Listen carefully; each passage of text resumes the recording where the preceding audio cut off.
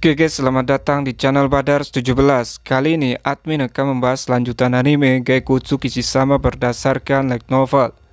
Sebelum ke pembahasannya, alangkah baiknya bantu channel ini dengan tekan tombol subscribe biar channel ini bisa berkembang lagi ke depannya.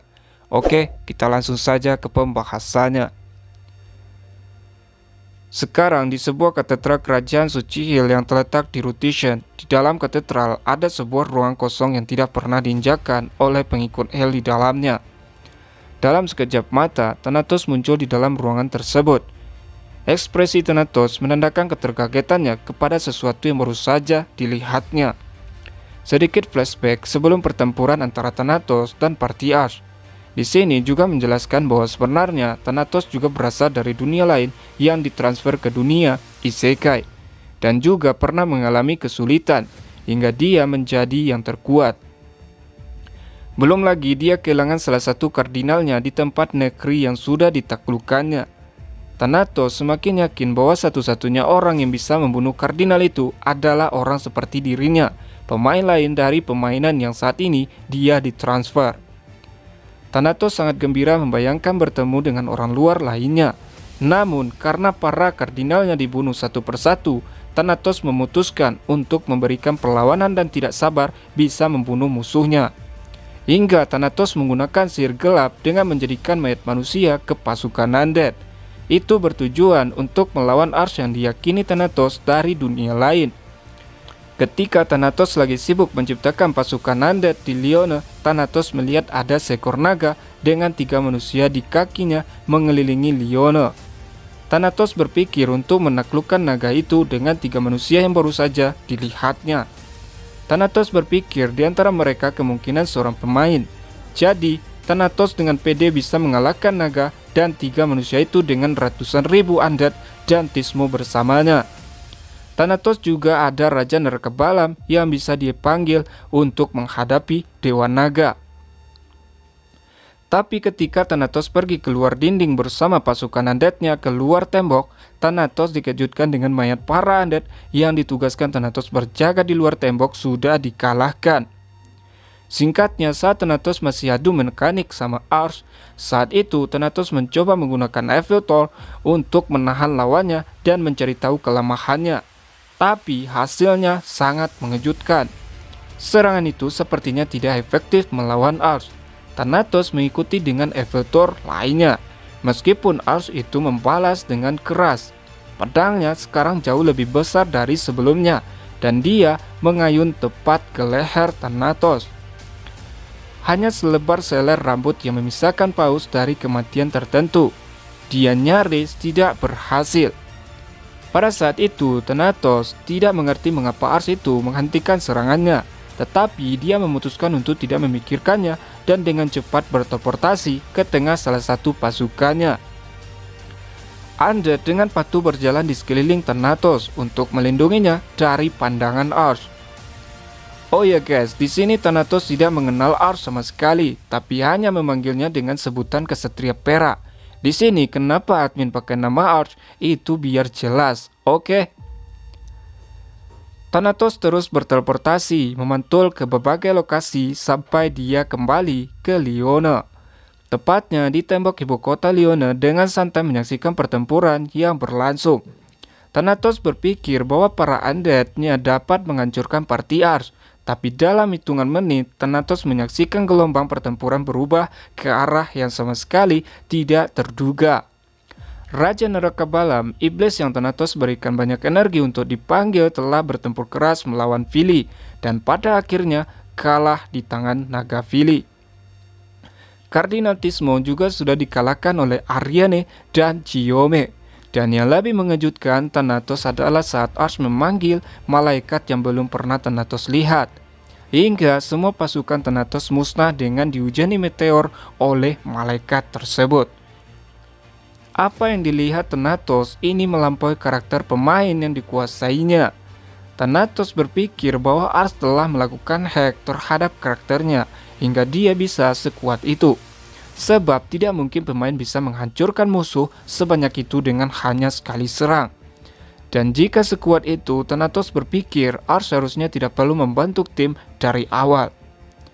Kemarahan Thanatos mengalir di pikirannya, masih di atas tembok pertahanan Lione. Thanatos mengeluarkan batu teleportasi. Batu transportasi memungkinkan penggunanya untuk memanfaatkan platform teleportasi khusus untuk berpindah antar lokasi. Satu-satunya tangkapannya adalah bahwa lokasi ini sudah ditandai. Tapi mereka memungkinkan fleksibilitas yang lebih besar daripada sihir teleportasi jarak pendek yang membutuhkan garis pandang. Ini harus dibayar mahal dengan salah satu permata langka. Thanatos melempar permata ke tanah. Sebuah rune ajaib muncul di kakinya saat itu hancur. Dan sesaat kemudian Thanatos kembali ke katedral Alsus. Thanatos segera berjalan menuju lemari besi di kamar pribadinya.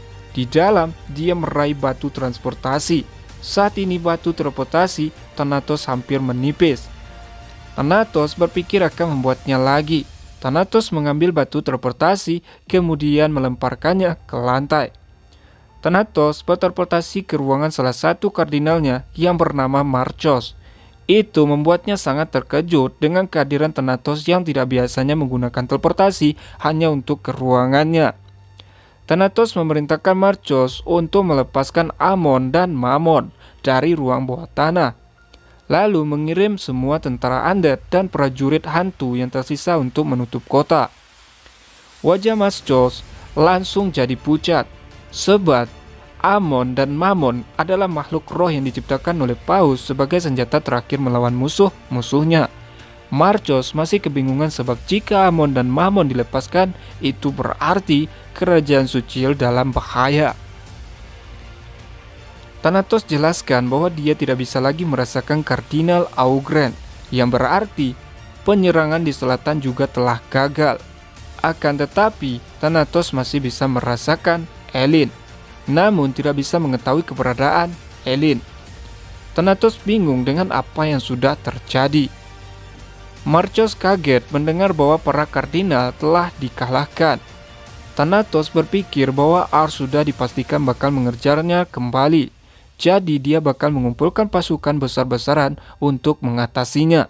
Meskipun kemenangannya cukup rendah. Tapi bagaimanapun Thanatos tidak mau menyerah. Thanatos tidak ingin hidup berakhir setelah bertahun-tahun berada di dalam game. Thanatos berencana akan mengumpulkan para kardinal di katedral untuk memperkuat pasukan. Tapi tidak ada jaminan Ars dan partinya menyerang saat itu juga, atau besok pagi jika mereka mengirim pasukan naga. Jadi Thanatos ingin Marchos untuk mengatasinya. Tentunya Marchos sangat senang bahwa akhirnya Marchos bisa membuktikan dirinya sebagai kardinal yang selama ini telah diremehkan. Kardinal Marchos segera keluar untuk mengumpulkan pasukan undead terlebih dahulu, sedangkan Paus memandang kotanya dari jendela. Paus merasa kasihan dengan kota yang telah dia bangun bertahun-tahun bakal dihancurkan oleh Amon dan Mamon. Akan tetapi sebab itulah Thanatos menciptakan mereka. Thanatos kemudian berjalan menuju ke ruang bawah tanah untuk melepaskan segel Amon dan Mamon. Kembali ke Lionel, tepatnya di mana Ars masih menghancurkan beberapa monster laba-laba yang masih berkeliaran di kota Lionel. Ars sebenarnya tidak bisa merasakan keberadaan undead, tapi berkat Ponta Ars berhasil menemukan undead dan memusnahkannya. Ketika Ars sudah memastikan tempat itu aman, dia melihat ke sekeliling untuk menemukan arah. Tanpa diduga, Ariane muncul di dekatnya dan menatap lurus ke arahnya. Ariane meletakkan tangannya di pinggul dan punggungnya melengkung, menekankan dadanya yang besar, membuat tatapan Ars secara alami jatuh ke dada Ariane yang memantul dengan lembut. Tapi entah bagaimana Ariane bisa tahu kemana arah pandangan Ars, meskipun Ars memakai helm. Dan itu membuat Ariane sangat kesal. Ars dengan malu menggarut kepalanya, kemudian mengalihkan pandangannya kembali ke mata Ariane. Di sini, Ariane kesal bahwa Ars tidak memberitahu dia dan Chiome terlebih dahulu jika akan mengeluarkan kekuatan yang besar, sebab serangan itu hampir saja membunuhnya. Ars pun menundukkan kepalanya dan meminta maaf pada Ariane. Sebenarnya, Ars tidak tahu efek dari serangan dari kemampuan paladinnya bakal memberikan dampak yang sangat besar.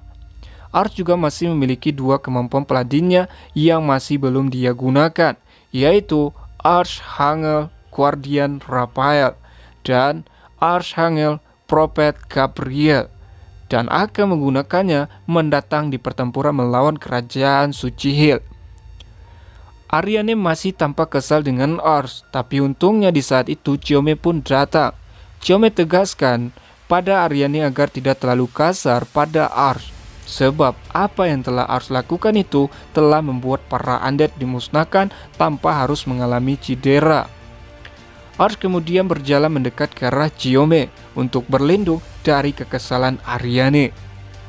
Tapi meski begitu, Ariane tidak ingin membiarkan Ars berbuat sesukanya, sebab jika tidak dikasih tahu, maka suatu saat nanti Ars bisa saja mencelakakan temannya sendiri. Yang bisa dilakukan Ars hanyalah bisa menunduk dan meminta maaf pada Ariane, dan akan lebih berhati-hati lagi suatu saat nanti. Ariane kemudian menghela nafas berat, seolah-olah ada sesuatu yang menjanggal di pikirannya. Dimana ketika Philip berbicara dengan Ars itu seolah-olah teman baik, dan seolah-olah status Ars sekarang menunjukkan statusnya lebih kuat dari Dragon Lord. Ars kemudian mengalihkan pandangannya pada naga Philip yang lagi berputar di atas kota. Ariane mengatakan itu karena Philip dengan sopan memberitahu Ars bahwa dia akan berjaga-jaga di atas kota. Tak lama seorang gadis dari klan Genshin berdiri di atas atap dan melompat ke arah Ars. Dia memberitahu Ars bahwa Goemon baru saja menemukan seseorang yang selamat, tapi mereka terjebak di antara puing-puing bangunan. Jadi, karena itulah gadis Genshin itu ingin party Ars ikut membantunya. Gadis itu tampak sangat gugup saat berbicara. Ketika menuju ke sana, Ariane menyiku Ars. Ariane bilang Ars sekarang benar-benar telah dianggap setara dengan Dragon Lord. Atas apa yang dilakukannya untuk memusnahkan pasukan undead seorang diri. Ars melihat Goemon dan beberapa orang penggunungan berotot lainnya dari klan Genshin berdiri di depan rumah. Kelompok itu mengangguk kepada Ars ketika dia mendekat. Ars merasa seperti mandor yang memasuki lokasi konstruksi, siap memberi perintah. Goemon melangkah maju dan seperti yang sudah menjadi kebiasaan mereka mengangkat tangannya untuk beradu tinju dengan Ars sebelum pergi ke arah puing-puing. Banyak batu bata telah diangkut menjauh dari area yang Goemon tunjukkan, dan ada batu besar yang menghalangi pintu masuk ke tempat yang tampaknya merupakan ruang bawah tanah. Chiome berjalan mendekat. Chiome bilang bahwa dia bisa merasakan beberapa orang-orangnya ada di bawah. Batu itu sangat besar hingga dibutuhkan banyak anggota klan Genshin untuk mengangkatnya. Goemon bisa saja menghancurkannya, tapi itu bakal menyebabkan puing-puing batu menimpa orang-orang yang ada di bawahnya. Ketika batu itu terangkat, seseorang yang tampak beda dengan yang dibilang Chiome keluar dari pintu masuk ruang bawah tanah. Dia adalah seorang manusia dan diketahui seorang bangsawan berumur 40 tahunan. Dia sangat lega akhirnya bisa keluar dari bawah tanah, tapi pria itu tampak terkejut melihat ada ras elf dan orang gunung di depannya. Terlebih dia baru saja menyaksikan rumahnya telah hancur. Pria itu terus-terusan mengoceh hingga membuat Ariane sangat kesal. Ariane kemudian mengajak Chiome untuk memeriksa ruang bawah tanah. Ars juga mengikutinya dari belakang. Di ruang bawah tanah terdapat sebuah ruang besar. Di dalamnya terdapat sebuah ranjang. Di atasnya ada seekor gadis kucing tidur dengan tangan diikat dalam keadaan tanpa busana. Ketika Ars datang, Ariane dengan cepat menutupi tubuh gadis kucing itu dengan kain. Singkatnya, Ars kemudian memakai sihir penyembuh untuk menyembuhkan luka memar pada gadis itu. Sesaat kemudian, Chiome mendorong dengan kuat sebuah rak yang terdapat di ruangan itu. Ternyata itu adalah pintu masuk ke tempat ruangan rahasia.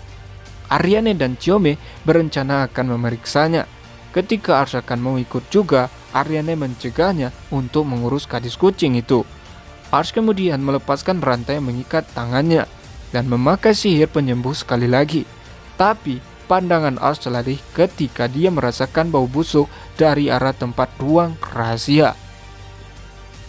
Sesaat kemudian, ketika Ars mengalihkan pandangannya ke gadis kucing yang berada di sampingnya, gadis kucing itu sudah tidak ada.